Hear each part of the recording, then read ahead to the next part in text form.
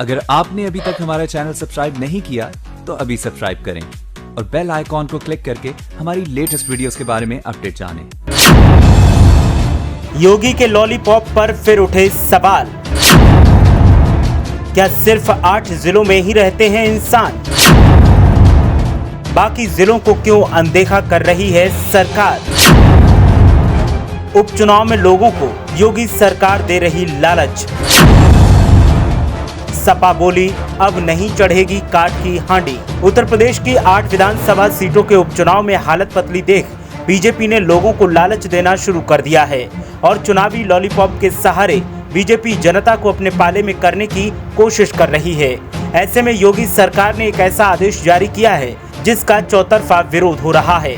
जो आदेश सरकार ने जारी किया वो सिर्फ और सिर्फ उन 8 जिलों को लेकर जारी किया गया है जहां की विधानसभा सीट पर उपचुनाव होना है।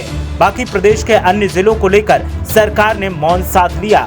इसके बाद विपक्षी दलों ने निशाना साधना शुरू कर दिया है और खासकर सपा ने सरकार पर तंज कसते हुए कहा कि काठ की हांडी बार बार नहीं चढ़ती बाबा जी, अब चुनावी लॉलीपॉप से काम नहीं चलेगा।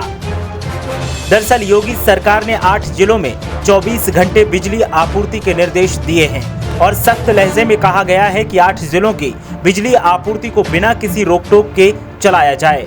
जानकारी के मुताबिक बुलंदशहर, फिरोजाबाद, अमरोहा, रामपुर, उन्नाव, कानपुर, देवरिया, जौनपुर में 24 घंटे बिजली आपूर्ति के निर्देश दिए गए हैं। ये 8 वो जिले हैं जिनकी किसी न किसी विधानसभा सीट पर उपचुनाव होना है।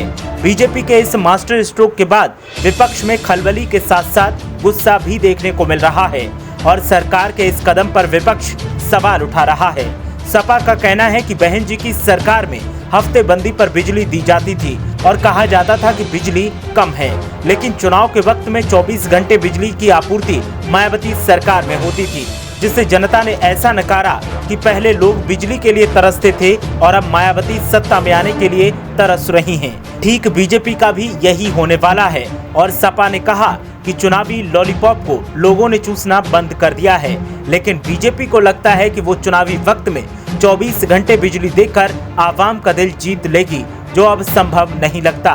सरकार ने 8 जिलों को लेकर जो आदेश दिया है उसमें जिलों के नाम के साथ लिखा गया है निम्नलिखित जनपदों को तत्काल प्रभाव से अगले आदेशों तक प्रतिदिन 24 घंटे निर्बाध कटौती मुक्त बिजली आपूर्ति की अनुमति प्रदान की जाती है। इसके बाद जिलों के क्रम संख्या के आधार पर नाम लिखे गए हैं।